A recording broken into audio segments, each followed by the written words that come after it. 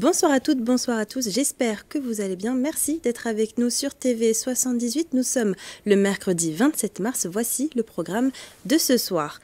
La Renault 4 chevaux, la Dauphine, la Clio, la Twingo ou encore la voiture électrique Zoé, elles ont toutes marqué l'histoire de l'usine Renault de Flins-sur-Seine. Ce vendredi 29 mars 2024, l'entreprise arrêtera définitivement de produire des voitures, une date historique. Le site a construit près de 19 millions de véhicules depuis 1952, il se tourne désormais vers le reconditionnement et l'économie circulaire. Ce Guyancourtois est parti à Los Angeles pour travailler avec le célèbre compositeur Hans Zimmer. Christophe Duquesne est musicien, sound designer et il crée également ses propres instruments. Il a participé à la bande originale de Dune 2. Cet expert du son nous raconte cette aventure incroyable. Les fêtes de Pâques, c'est ce week-end. Dans les Yvelines, les chocolatiers regorgent d'imagination. Nous sommes partis à la découverte de 2 chocolatières qui pensent, dessinent et créent leurs propres pièces. Toute cette semaine, nous nous intéressons à leurs créations qui ressemblent à de véritables œuvres d'art. Poignant, c'est le mot pour le documentaire 20 jours à Mariupol. En février 2022, une équipe de journalistes ukrainiens de l'Associated Press est piégée dans la ville et décide de filmer l'invasion russe. Hier soir, le documentaire était projeté au Sénat. On en parle avec l'invitée du 7-8, Lesia Dariko-Dmitrenko, la présidente de l'association Perspective ukrainienne. Et ce sera en deuxième partie d'émission. Tout de suite, on fait le point sur les informations à retenir aujourd'hui dans les Yvelines.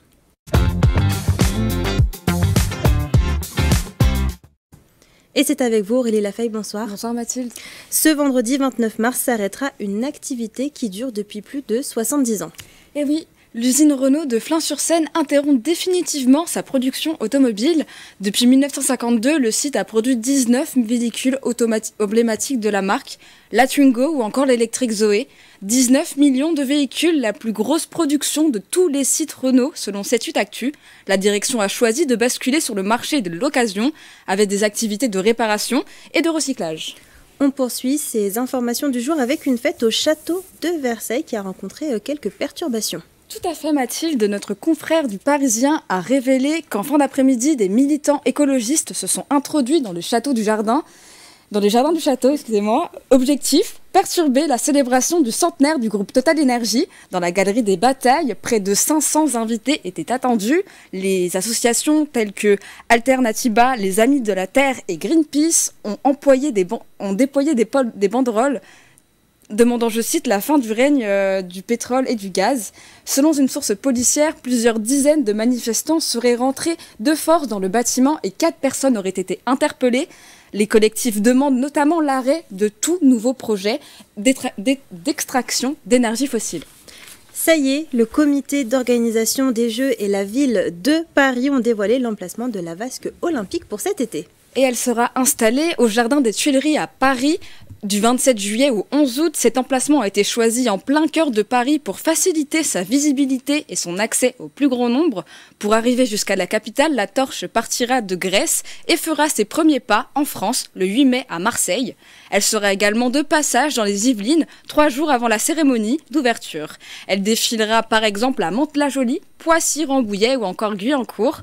Pour rappel, les épreuves se dérouleront dans les Yvelines du 27 juillet au 11 août et du 29 août au 7 septembre. Eh bien, merci beaucoup Aurélie Lafeille pour toutes ces informations. Lui aussi, il fait l'actualité. Le Guyancourtois Christophe Duquesne a reçu une proposition de collaboration avec Hans Zimmer. L'un des plus grands compositeurs de musique de film lui a demandé de participer à la création de la musique de Dune. Deuxième partie, Mélanie Poquet et Léa Carme se sont rendus à sa rencontre.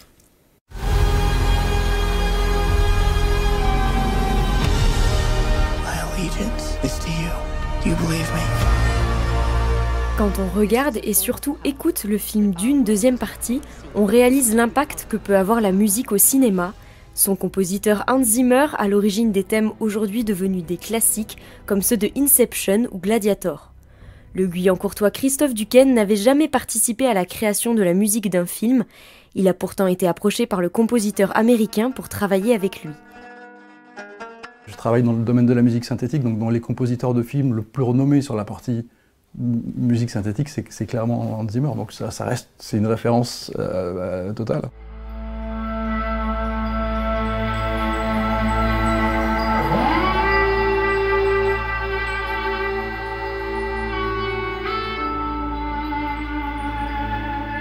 Christophe Duquesne est musicien, concepteur d'instruments et sound designer. Ses recherches visent à ramener des propriétés acoustiques sur des instruments électroniques.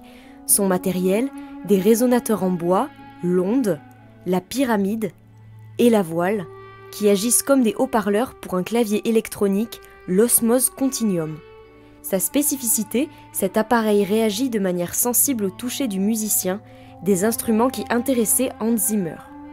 Il aime beaucoup l'osmose au départ, et il avait besoin de quelqu'un qui sache en jouer et qui sache le programmer, faire des sons avec, et il aimait bien aussi l'ensemble de l'univers.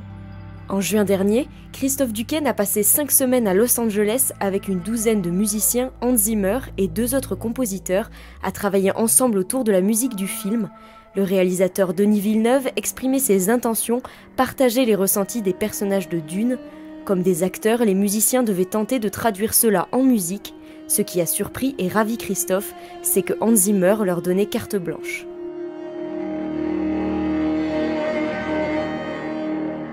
Hans a vraiment créé l'équipe, il crée les thèmes, tous les éléments fondamentaux, mais tous les choix, en final, c'est vraiment Denis Villeneuve qui dit ça me va ou ça me va pas. Et c'est un travail de filtrage, on propose de façon très ouverte, et on a Denis qui nous guide en disant voilà, c'est là que je veux aller, donc il nous oriente jusqu'à ce que ça corresponde à ses attentes. Une aventure humaine et artistique hors du commun où sa musique se mettait totalement au service du film. Aujourd'hui, Christophe continue à développer les nouveaux outils qu'il a élaborés pour le film afin de pouvoir proposer à d'autres musiciens les améliorations de ses instruments. Dimanche dernier se tenait la 12e édition du festival Les Clés du cinéma. Durant une après-midi, une quinzaine de courts-métrages ont été diffusés aux Clés-sous-Bois.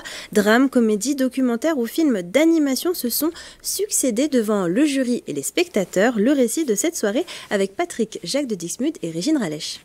C'était une après-midi cinématographique à l'Espace Noiret aux Clés-sous-Bois. Ce dimanche 24 mars, une quinzaine de films ont été analysés au peigne fin, notamment par Édouard Montout, président du jury et acteur connu pour ses rôles dans la saga Taxi. Ce qui est intéressant aussi dans ce festival-là, c'est qu'on mélange des documentaires, les films d'animation et les films de fiction avec des images réelles. Faire émerger des pépites, c'est le but de ce festival. Plus de 100 projets ont été envoyés et pour les sélectionner, la mairie a fait appel à des habitants comme ce passionné de cinéma. À la base, je suis très cinéphile, je viens déjà ici à l'Espace Philippe Noiret 2 à 3 fois par semaine. Et ça permet de continuer à vivre cette passion du cinéma en découvrant des courts-métrages qu'on n'a plus l'occasion de faire aujourd'hui. À une époque, on avait un court-métrage systématiquement en pré-séance avant le film principal. C'est une tendance qui a disparu. C'est bien dommage parce qu'on voit toute la richesse des courts-métrages. Du drame à la comédie ou encore du documentaire au film d'animation, le palmarès final récompensera notamment la réalisation, le jeu ou encore le scénario. Moi, c'est plus émotionnel, c'est-à-dire c'est mon ressenti, c'est ce que je ressens à la vision des films.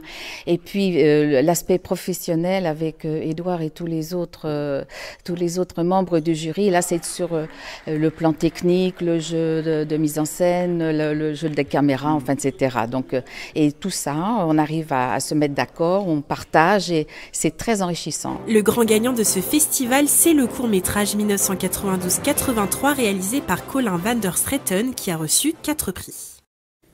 Et on continue de parler de cinéma dans votre 7-8. Chaque semaine, des réalisateurs yvelinois nous parlent des films qui ont été tournés dans le département. Ce soir, Gauthier Barra nous parle de la fameuse saga Hunger Games. Certaines scènes du dernier film ont été tournées dans les Yvelines, notamment dans un petit château. Regardez.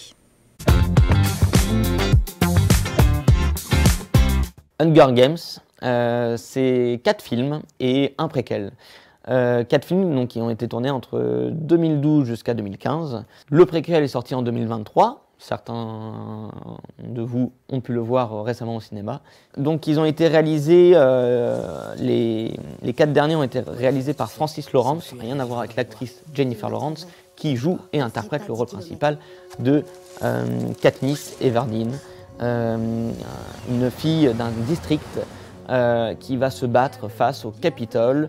Le Capitole qui a décidé de créer ce qu'on appelle les Hunger Games, un jeu dans lequel tous les districts, une personne de chaque district va devoir s'affronter jusqu'à la mort. 5, 4, 3, 2, 1...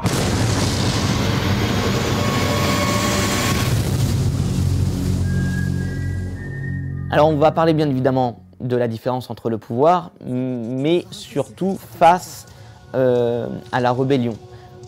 Les gens riches, les gens pauvres. Les pauvres donc, travaillent pour le Capitole, elle va prendre la place de quelqu'un d'autre pour les Hunger Games et un peu se sacrifier, comme on peut dire. En faisant les Hunger Games, elle va bousculer un peu le Capitole. Alors il faut savoir que ce film, au bout du 4e épisode, a été tourné en partie dans les Yvelines. Alors il y a une grosse partie qu'on connaît bien évidemment sur Noisy-le-Grand, mais la partie des Yvelines qui nous intéresse, c'est à Saint-Hilarion, au niveau du château de Voisin. Donc on a Jennifer Lawrence qui est juste en bas des escaliers avec le château juste derrière, le château de Saint-Hilarion.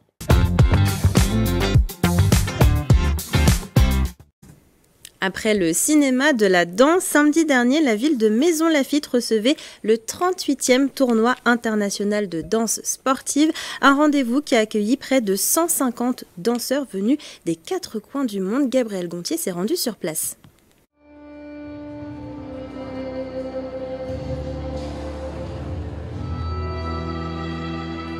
Grâce, rythme et élégance, le temps d'une journée, la ville de Maisons-Laffitte est devenue le centre international de la danse sportive. Pour son 38e tournoi international, la commune a une fois encore réuni les meilleurs de la discipline. Aujourd'hui, c'est une compétition qui se déroule à Maisons-Laffitte et qui existe depuis plus de 38 ans.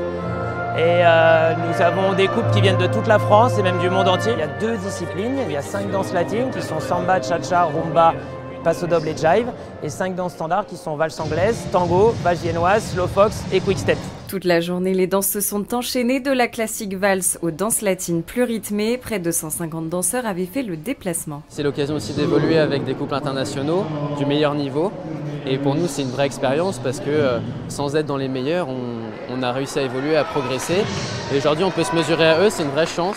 Depuis 38 ans, avant la performance sportive, l'objectif pour l'Union sportive et culturelle de Maisons-Laffitte est de faire connaître et promouvoir la discipline. C'est un sport pour tous les âges, les seniors, les petits, les juvéniles, les adultes, c'est très impressionnant. Et pour la santé aussi, c'est très très bien. Et plus qu'il y aura de gens dans cette danse sportive, ça serait mieux pour nous. Parmi les pépites du tournoi, de nombreux mansoniens, c'est le cas de Cassie qui décroche la première place du tournoi dans sa catégorie. Dans mon passage, je me suis beaucoup amusée parce que c'est le principal dans ce sport et ça s'est très très bien passé. Pas à pas, le tournoi international de Maisons-Laffitte est devenu un véritable rendez-vous pour les mansoniens, réunissant cette année près de 800 spectateurs.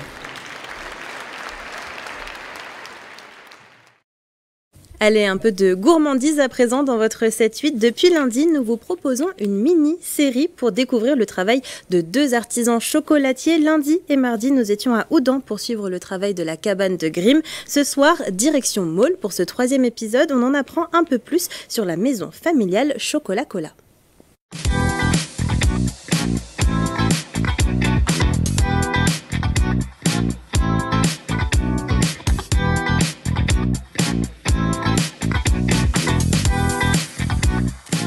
On se trouve à présent à Maule devant la chocolaterie Cola, une maison familiale qui existe depuis 50 ans. Hélène Cola va nous faire découvrir la fabrication d'un chocolat de A à Z. C'est parti.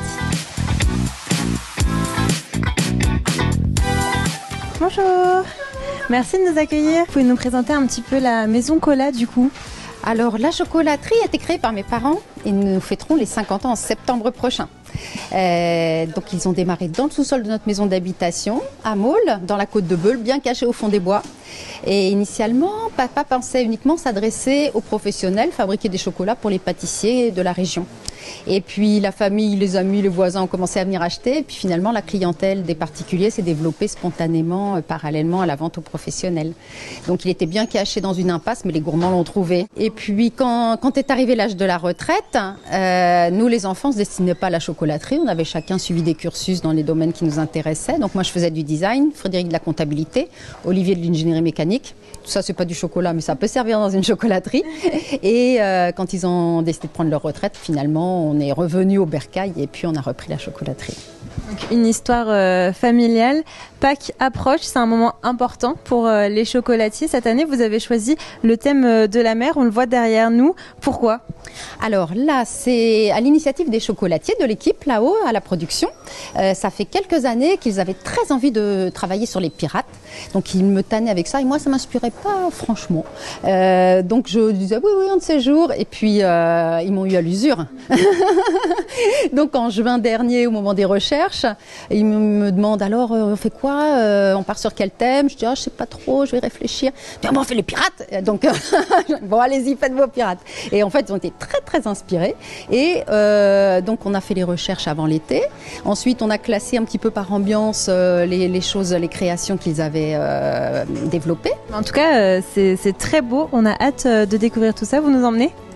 On va aller voir la fabrication si vous voulez. C'est parti.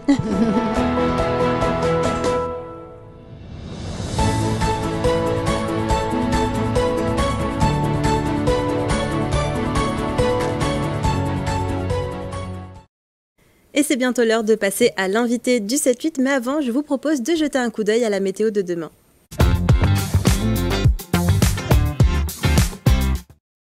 Demain matin, le ciel sera toujours bien nuageux dans les Yvelines selon Météo France. Côté température, il fera toujours assez frais, comptez 6 degrés à Rambouillet, 7 à Houdan et Versailles et 8 à Mantes-la-Jolie. L'après-midi, pas de grands changements, le ciel devrait rester couvert sur l'ensemble du département. Au niveau des températures, il fera entre 10 et 12 degrés. Et demain, nous fêterons la Saint-Gontran. C'est l'heure à présent de passer à l'invité du 7-8.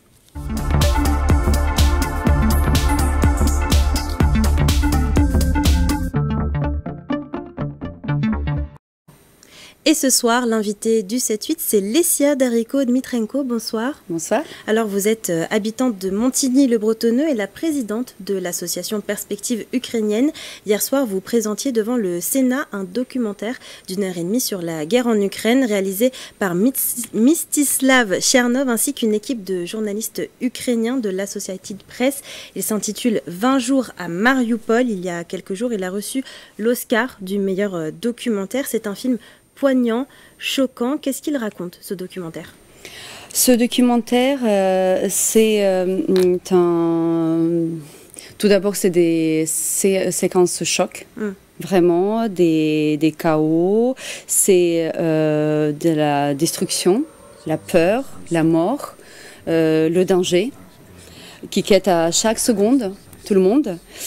Voilà, mais c'est aussi l'héroïsme au quotidien. C'est vraiment le documentaire que tout le monde doit voir. C'est un documentaire important pour vous ? C'est très important. Vraiment montrer la vérité de ce qui s'est passé à Mariupol au début de la guerre. Donc ce film documentaire, il raconte les 20 premiers jours du siège de Mariupol qui a duré plus longtemps. Mais les 20 premiers jours, déjà, on comprend le désespoir des civils et les difficultés des militaires. Parce qu'ils ne peuvent pas fuir, ils sont assiégés. Ils sont assiégés. Vous pensez qu'il va permettre aux gens de se rendre compte de certaines choses aussi, ce documentaire ? Effectivement. De l'atrocité De l'atrocité, effectivement, de l'armée russe. Et aussi, c'est un moyen de faire l'anti-propagande russe. Parce qu'il démontre comment le fake news est né avec les images comme Mstislav Chernov, il a tourné. Et après, ça a repris pour dire que c'est une mise en scène, que c'est pas vrai. Et c'est choquant de voir ça. Et effectivement, ce sont des images que nous avons vues à la télé. Et on sait que c'est Mstislav qui l'a fait. Et les fake news, ils sont nés de ces images. Et c'est quelque chose qui est très important de voir d'abord comment ils étaient tournés, toute cette séquence de films. Et après, les fake news qui ont été faits avec les mêmes images. Vous pensez que ce documentaire peut aussi faire bouger la sphère politique? Hier soir, vous l'avez présenté devant les sénateurs. Quelles ont été leurs réactions? Les réactions, ils étaient bouleversés. Tout le monde, voilà, c'était une salle il y avait beaucoup d'émotions. Et c'est l'idée.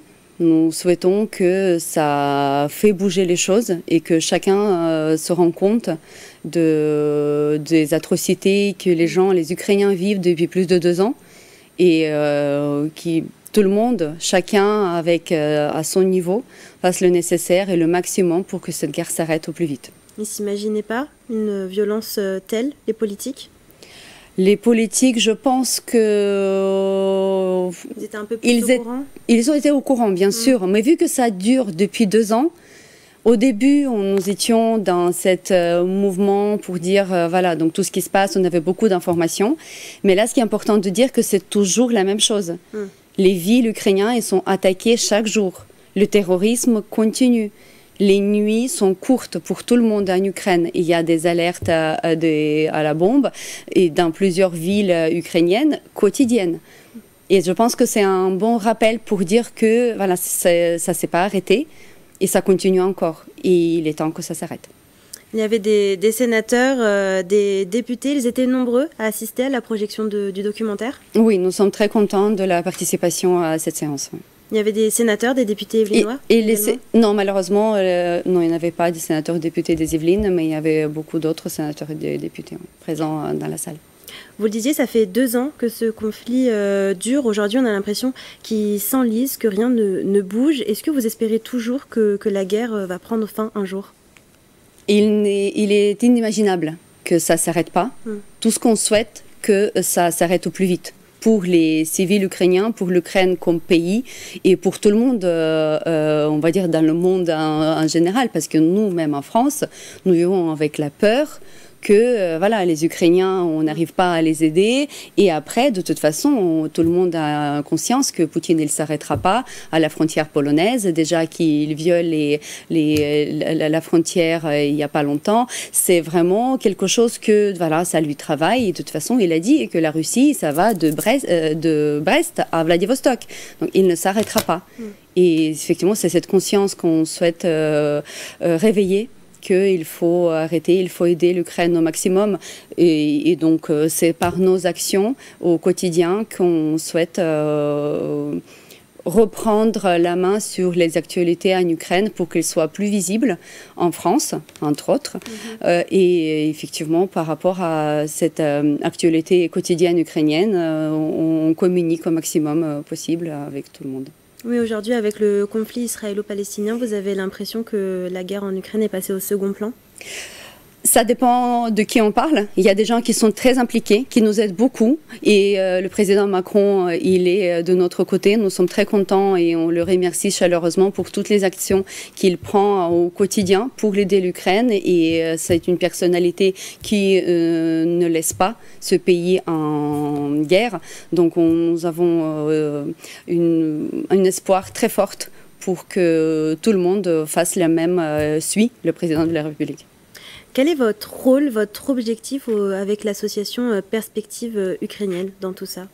L'association Perspective ukrainienne existe depuis 15 ans. L'année dernière, nous avons fêté le 15 ans d'existence. Au début, c'était la veille informatique en France pour les informations concernant l'Ukraine. Depuis 2 ans, nos activités ils ont augmenté de manière exponentielle. On fait le maximum pour les réfugiés ukrainiens, pour l'aide humanitaire aux civils ukrainiens sur place. Et on continue cette action d'information je ne veux pas dire au plus grand nombre, mais voilà, aujourd'hui j'ai la chance d'être sur votre plateau, mais sinon donc au Sénat et dans d'autres lieux, c'est vraiment des groupes de travail très restreints et les actions, on va dire, pour influencer des personnes qui ont une vraie prise de décision en France. Est-ce que vous sentez que la solidarité est toujours aussi présente pour les Ukrainiens après 2 ans de conflit?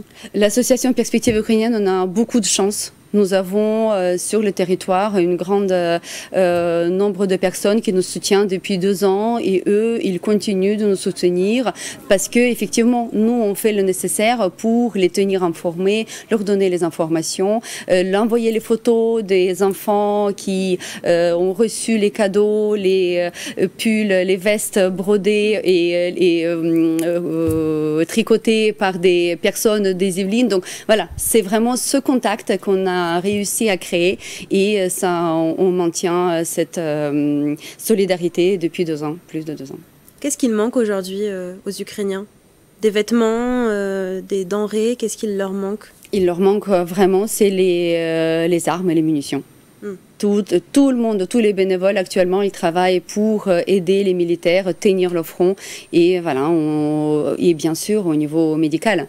Nous allons lancer bientôt une quête pour une autre ambulance. Nous avons déjà aidé à plusieurs achats d'ambulances parce que tout ce qui est véhicule, ça tombe en panne et ils ont toujours besoin de transporter les personnes malades et évacuer les gens quand ils en ont besoin. Donc vous êtes en train d'organiser une prochaine collecte? Exact, une collecte sera organisée par l'association et le groupe des associations qui sont partout en France, parce qu'effectivement ça devient compliqué, donc tout ce qui est logistique, mais on y arrive. Vous avez déjà la date ou pas de cette prochaine Non, mais ça va être vraiment, ça va pas tarder et on va communiquer au maximum. Eh bien, merci beaucoup, Lesia Dariko-Dmitrenko, d'avoir accepté notre invitation en plateau et d'avoir répondu à nos questions. Alors, je le rappelle, vous êtes la présidente de l'association Perspective ukrainienne. Et si vous voulez voir le documentaire 20 jours à Mariupol, il est disponible sur le site de France TV. C'est la fin de cette émission. Merci pour votre fidélité. Je vous souhaite une belle soirée sur TV 78. Prenez soin de vous.